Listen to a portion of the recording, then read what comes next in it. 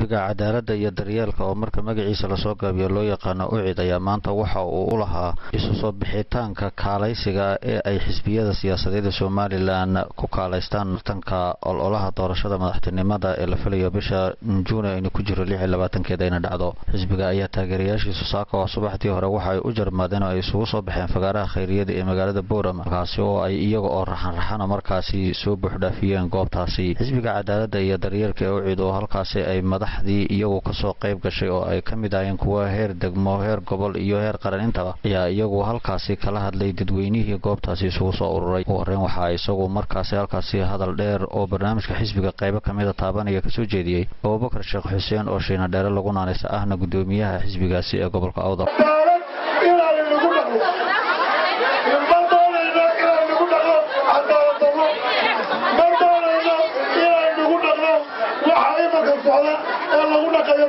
sidoo kale isaguna ka hadlay xiriiriyaha labada gobol ee Awdal iyo Salal Axmed Muumin Seedo isaguna markaasi ka hadlay in ay dadku nabadgelyada iyo xasiloonida ilaaliyaan. gurigii maayirka oo la shiilay lama baahnay guriyaha la shiido maamulka waxa inaga dhaxeeya tartan jiidku inaga dhaxeeya walaalayaal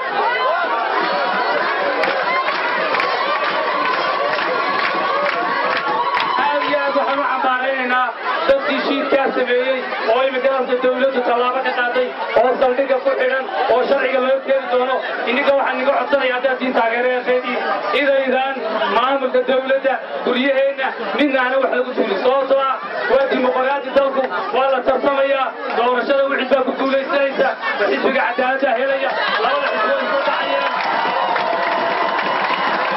ugu dambeyntii waxa isagu barnaamijkii xisbigaasi soo gabagabeeyay oo halkaasi ka hadlay Xasan Xuseen Codiyare oo ah afhayeenka xisbigaasi oo isagu markaasi ku dheeraaday barnaamijka xisbigoodu waxa uu yahay isla markaasina shaqaalaha dawladda iyo agaasimayaasha ka codsaday in ay dhax u ahaadaan xisbiyada tartamaya oo aanay u ololeynin xisbi gaara. cadaaladda iyo daryeelka nahay goolna sharcigu noogu biiray waayo waxa loo baahay taariikh oo reeyay markuu baxay roobkii oo loo bilaabay aynu nahay dalkeenna doonayna hagaajino dalkeenna doonayna wax ka qabanno annagu waxaan aragnaa gobolka intaan joogay waxaan ku arkayaa